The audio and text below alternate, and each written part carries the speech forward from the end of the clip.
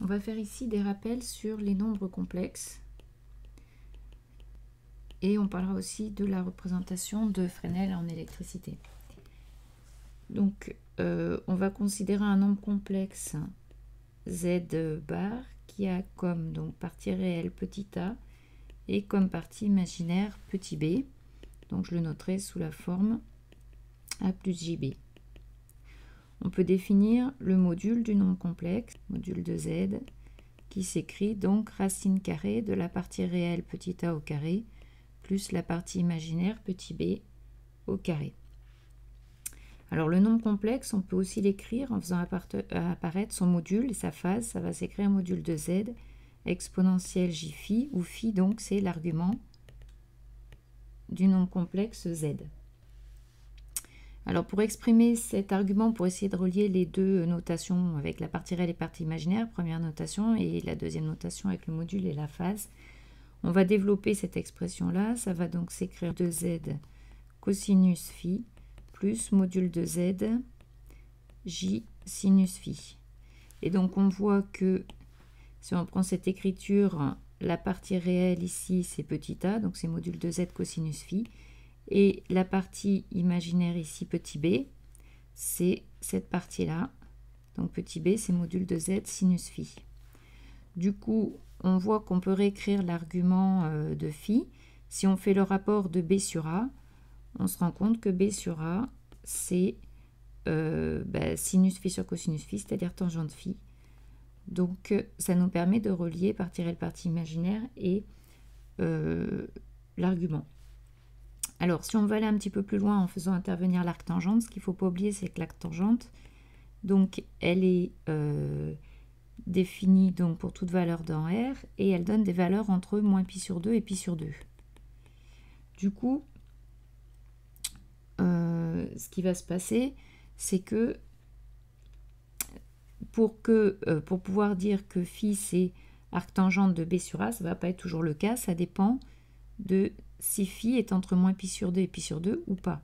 Donc si on prend le cercle trigonométrique, si je prends un angle ici entre moins pi sur 2 et pi sur 2, je l'appelle phi, j'ai son cosinus donc qui est positif, son sinus qui est positif, donc je vais avoir a et b qui sont positifs. Si je prends phi ici, donc là on a dit entre moins pi sur 2 et pi sur 2, ça va jusqu'ici, ça va jusque là.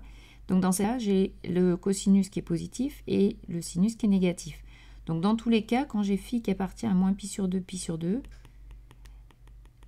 j'ai la partie réelle, c'est-à-dire le cosinus qui est positif.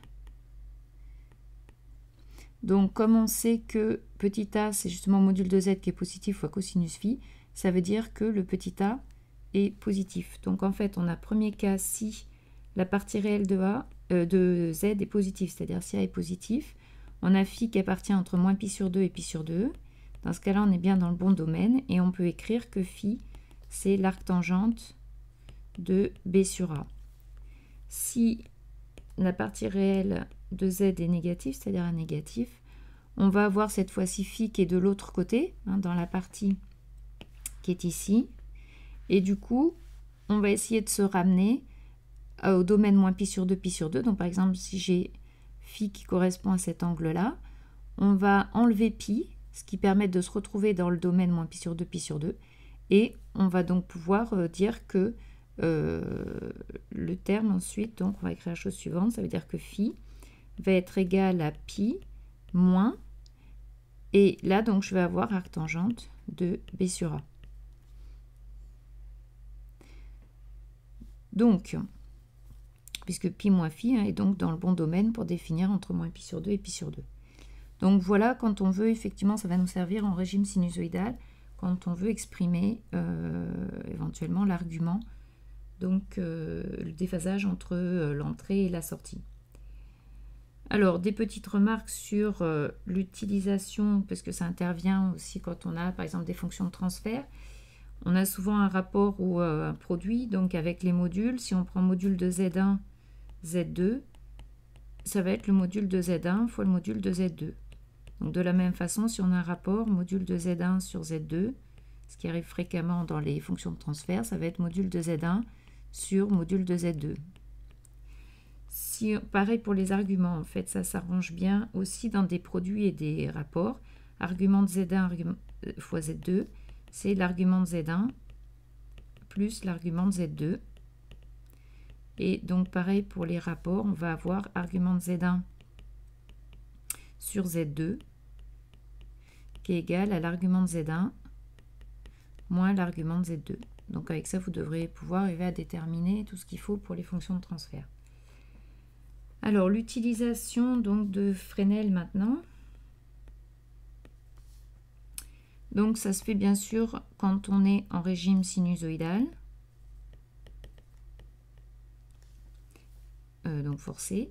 L'idée, c'est que toutes les tensions sont sinusoïdales, tous les courants aussi. Donc j'ai I de t, par exemple, que je vais noter IM cosinus oméga t. J'utilise la notation éventuellement complexe, avec I bar qui vaut IM exponentielle J oméga t.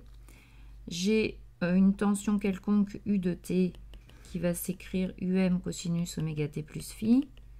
Donc la tension complexe correspondante sera UM exponentielle J phi exponentielle J oméga t. Donc ça, c'est l'amplitude complexe, UM bar. Donc on voit que toutes ces choses sont à la même, plus à la fois dans les termes en I ou en U, on va avoir une exponentielle J oméga t. Donc on ne va pas tenir compte de l'exponentielle J oméga t, on va juste s'intéresser finalement aux amplitudes complexes. Hein. Donc là, l'amplitude complexe, c'est juste IM puisque je n'ai pas mis de phase. Et là, l'amplitude complexe, c'est UM complexe. Et donc du coup, quand on va se placer dans le plan de Fresnel, c'est-à-dire le plan complexe, en fait, on va avoir par exemple, donc I, j'ai pas mis de phase, donc dans ce cas-là, I serait représenté donc par un vecteur qui correspond ici à un angle nul avec l'axe des horizontales. Donc, présenterait donc l'intensité I. La longueur du vecteur, c'est le module de I, c'est-à-dire CIM. Et donc ça, c'est pour petit i. Et petit u, donc si petit u est déphasé par rapport à I avec un certain angle phi, on va donc avoir l'angle ici, phi qui apparaît. La longueur du vecteur, c'est UM. Et donc ce vecteur violet représente la tension U. Donc du coup, si on travaille, si on regarde pour les différents dipôles qu'on connaît, ce qui va se passer, pour une résistance, on sait que U, c'est RI. Donc du coup, on voit qu'il n'y a pas de déphasage entre U et I. Donc quand on fait dans notre diagramme, ici, on va avoir donc I, je le remets toujours ici, avec une longueur IM. Et la tension U, elle sera aussi sur l'horizontale avec une longueur UM. Si je prends maintenant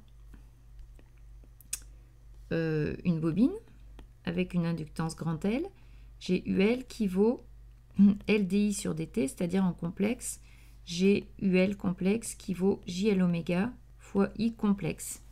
Donc du coup, ça va s'écrire L oméga I exponentielle JP sur 2. Donc je vois que j'ai un déphasage qui apparaît entre U et I qui vaut exponentielle pi sur 2 pour le déphasage. Donc du coup, quand je fais apparaître ça sur mon diagramme, je vais avoir ici toujours mon I pour lequel j'ai pris une phase nulle. Et puis le U qui est déphasé de pi sur 2. Donc le U, il va se retrouver ici, avec un angle de pi sur 2 ici, avec toujours une longueur UM. Donc, alors pour déterminer la longueur, il suffit de prendre les modules, puisque on va avoir module de UL, qui vaudra donc, si je reprends le UL complexe, ça vaudra module de U LM exponentielle J oméga T plus phi. Exponentielle J oméga T plus phi, le module, ça fait 1. Donc on trouve effectivement que ça fait juste UL, l'amplitude de UL. Et donc ça, c'est égal à, bien sûr, le module de L oméga JL oméga I. C'est-à-dire, ça va faire L oméga module de I, c'est-à-dire L oméga IM. Donc je peux trouver l'amplitude ULM de cette façon-là par les modules. Et donc la phase, on l'a trouvée ici. Voilà comment ça se représente sur le diagramme de Fresnel. Pour un condensateur, ça va marcher un peu de la même façon. On a UC qui vaudra donc ZCI si je pars directement en complexe, c'est-à-dire 1 sur JC oméga fois I. Donc cette fois-ci, ça va me faire dur 1 sur C oméga I exponentielle moins J pi sur 2. Donc cette fois-ci, on voit qu'on a un déphasage de moins pi sur 2. Bon, pour l'amplitude, hein, vous faites pareil, on prend le module. Et donc pour la représentation de Fresnel, on voit que, donc toujours en mettant I sur l'axe des abscisses, on a cette fois-ci un déphasage de moins pi sur 2, donc on vient en arrière ici, vers le bas, avec une amplitude UCM, hein, qui vaudra en fait simplement 1 sur C oméga fois IM. En refaisant la même chose que tout à l'heure, hein, on va avoir UCM qui vaut 1 sur C oméga IM. Alors l'utilisation dans un circuit,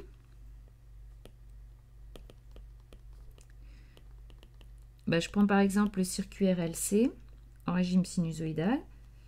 Donc j'ai une FEM E ici, une résistance R, une inductance L et une capacité C. Donc là c'est mon courant que je vais prendre toujours de la même façon. Et puis j'ai donc ici UR, L et UC. Donc je vois que j'ai une relation qui me dit que E, c'est UC plus UL plus UR. Donc si je trace tout ça dans le diagramme de Fresnel, je vais avoir, donc je suppose toujours que mon I, il a une phase nulle.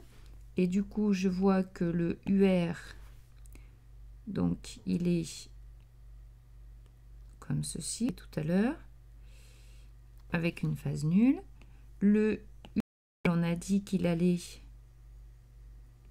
comme ceci. Alors pour faire la somme, le plus simple, hein, c'est que je le déplace. Je vais le mettre à la suite du UR. Donc, je vais le mettre là. J'ai UL donc qui va avoir cette allure là.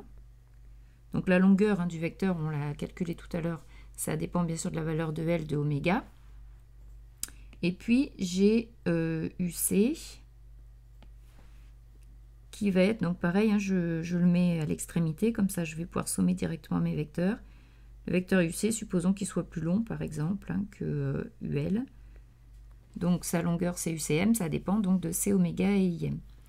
Et donc quand je fais la somme de ces trois vecteurs, donc URM plus ULM plus UCM, j'arrive à un vecteur qui est ce vecteur-là, et forcément qui aura comme longueur EM, donc si je réécris mon E de t, hein, les UR, UL, UC, je les ai écrits tout à l'heure, E de t, ça va s'écrire sous la forme EM cosinus oméga t, la phase, je vais l'appeler phi E, la phase de E, donc le déphasage de E par rapport à I, et vous voyez que du coup, graphiquement, on trouve directement la phase phi E et l'amplitude EM qui est la longueur du vecteur en rouge.